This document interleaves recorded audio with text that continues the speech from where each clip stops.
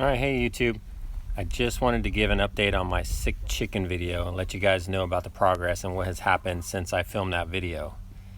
So first of all, I don't know if you caught it, but in that video I mentioned that there was going to be, I said two two methods basically I was going to tell you about. And the first one was the diatomaceous earth. The second one, which I forgot to mention in the video, had to deal with their water.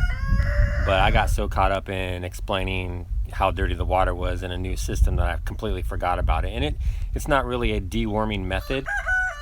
It's just a probiotic to help the chickens cope with the worms. And anyways, it's apple cider vinegar. You put 1 tablespoon per gallon of water, and it just kind of increases the pH or decreases the pH level, makes it more acidic in the chicken, and the worms don't like that environment. So it just kind of helps the chicken deal with a worm infestation if they have it. So those two things I did, diatomaceous earth and apple cider vinegar.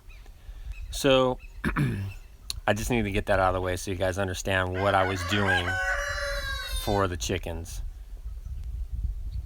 Okay, so after I began the treatment of the diatomaceous earth and the apple cider vinegar in their water, the first few days what I noticed was a slight reddening of the comb of the sick chicken. It looked like it was starting to improve. I also noticed with the rest of the birds that the poo in the cage was more normal. It was more solid.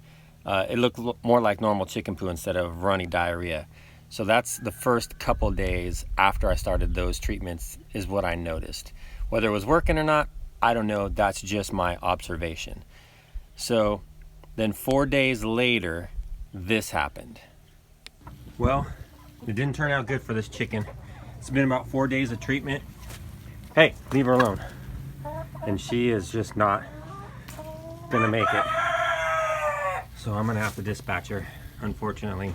I really don't know what happened or what's wrong. Hey, leave her alone.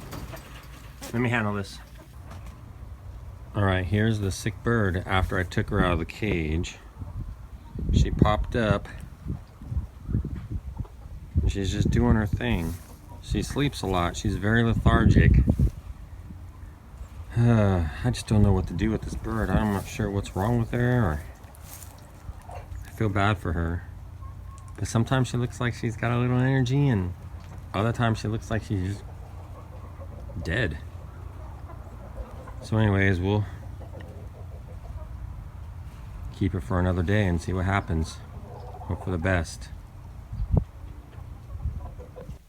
So I was just kind of continuing the treatment, letting things go, and then an additional 4 days later, so 8 days I believe after I started the treatment, the chicken did die on her own. She didn't make it, and it was kind of disappointing. I mean, you know, you're caring for these birds and you kind of feel like it's your fault. And at this point, I really don't know what happened to the bird. And small farms and homesteaders, you know, we're kind of in a pickle. You know, you get this $2 chicken and you feed it a little bit and you raise it. You can't really afford, or it's just not financially viable to take a chicken to the vet and pay $40 to $100 to get a diagnosis and a treatment on your bird, unless you have a show bird or something like that. And I know that's maybe a moral issue for some people. It's just reality. And so we try to treat on our own and do the best that we can and use our community to figure things out. And some places like here in California, they make it harder to do that because we can't even get prescription antibiotics anymore without a prescription from a vet. So, but I don't want to go down that road and start rambling about all the reasons, but it's just what happened. So the chicken died, and I'm trying to figure out, you know, was it something that I did? What did it have? What's the status of my flock currently? My big concern is, since I don't exactly know what it was is it something that my other birds are going to get? Is it contagious? Is it some kind of disease that I'm going to spread throughout my flock? And after doing some research and thinking about it for a while, I'm pretty sure that's not the case. I think more than just one bird would be sick. And we'll go over and take a look at my birds here in a minute to show you what they look like and all that. But, you know, another thing that I was thinking is it might have just been their diet. And I'm not going to be able to pinpoint one thing particular because several things all happened at once. I moved the birds into the smaller coop. I stopped free ranging them. I changed their food, and it was winter. All those things all at once are probably what affected the condition of my birds. So I don't think I'm ever going to be able to really pinpoint it down. But I do want to talk to you about their food and get your advice and your opinions and see if anybody else has experienced the same things that I have. So let's go take a look at the birds, and then before we do that, I'm going to show you the food, and then we'll go take a look at the birds. So, okay, this is the food that I'm feeding, and what this is it's whole grains. So it's whole wheat, whole oats, black oil sunflower seeds, and cracked corn. So maybe like a lot of you, I saw some videos online and I did my research, and it talked about whole grains being better for your birds, a lot more healthy, and everybody was like, oh, my birds are doing so much better, they're laying more eggs, it was almost instantaneous, and yada yada yada. But that is not what I noticed. When I started feeding this stuff, for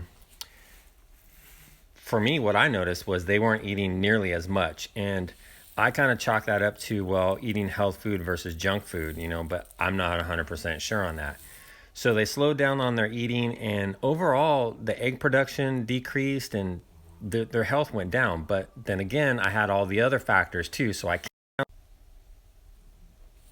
can't say that it was the food specifically, and that's why I'm kind of enlisting your help to find out if I'm the only one that has had this problem with this feed, or if anybody else is using the same type of feed or not.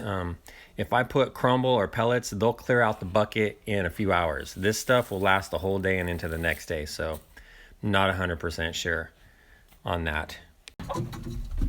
So just a quick look at some of my birds.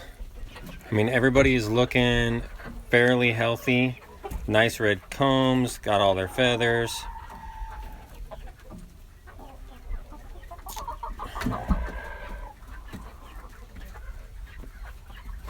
Everybody's up under here, huh? What are you guys doing under there?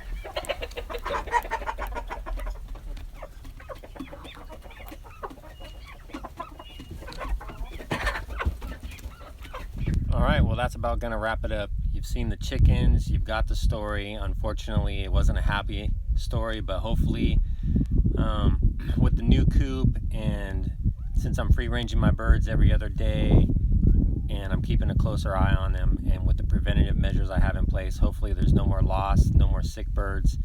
And yeah, again, please comment and let me know about the food, so I know if it's me, if I'm doing the right thing, if I'm not doing the right thing. And yeah, so thanks for watching, and hopefully we'll see you again. Please subscribe to my channel if you like the content, and yeah, once again, thank you.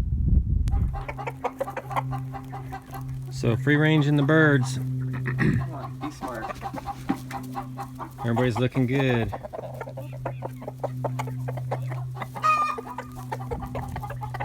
Everybody's looking nice and healthy. So hopefully I did the right thing and got the birds into the new coop, preventative measures, and we have no more fatalities. Where are you guys going? Where's everybody going? You all excited?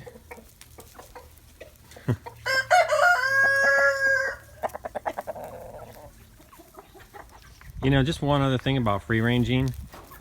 My chickens have never been healthier than at times when I free range them on a regular basis. You know, nobody knows what a chicken needs better than a chicken. And when they can get out and forage for bugs and eat the greens, they do it better than keeping them in a coop and trying to balance their diet. Figure it out for yourself. But anyways, just my 2 cents.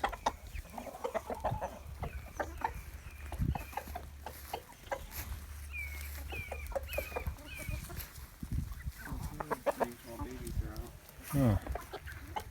Where's the other guys? Over there. Cheek, cheek. These are the baby black Marans.